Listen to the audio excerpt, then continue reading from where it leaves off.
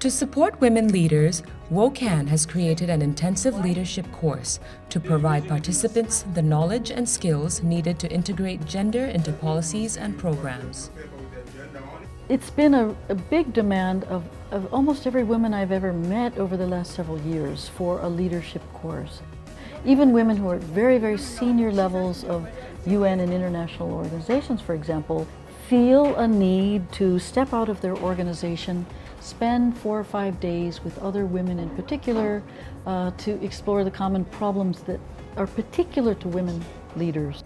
The reason that this course is different and is important is that leadership, as far as our research shows, and is primarily conceptualized and practiced in very masculine terms. So as a result, it creates a real predicament for women, even when they're given a position of leadership. The predicament it causes is it's a no-win situation for them, because if leadership is conceptualized in masculine terms, the woman leader is expected to behave in masculine terms. But when she does do so, she is criticized for being too controlling, too male-like.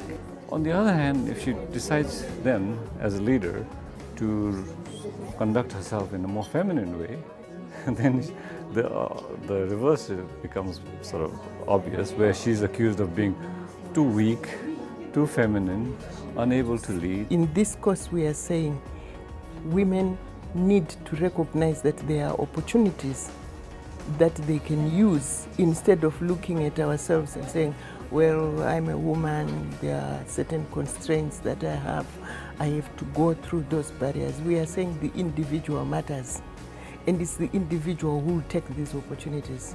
So it includes a lot of programs that many other trainings don't give, like self-awareness. How do I see myself in a relationship to the people I lead? How do I affect them, and how am I affected by their behavior? So there's a very strong component of behavioral change in the training. We need women leadership in agriculture and natural resources to harness appropriate strategies that can allow for management of these resources for sustainability and better benefit of women. And the leadership program that Wocan is offering is very, very critical to me in terms of reframing the frames that I had earlier that were not actually appropriate.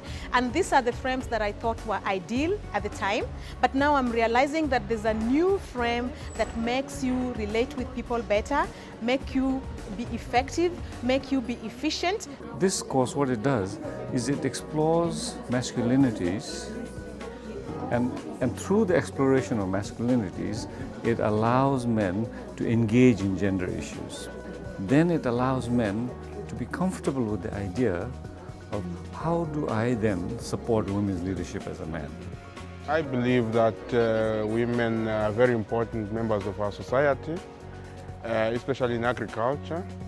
And I feel because of the role they play in agriculture and natural resources, they need to be leaders in that sphere, and they should be supported to be leaders in that sphere.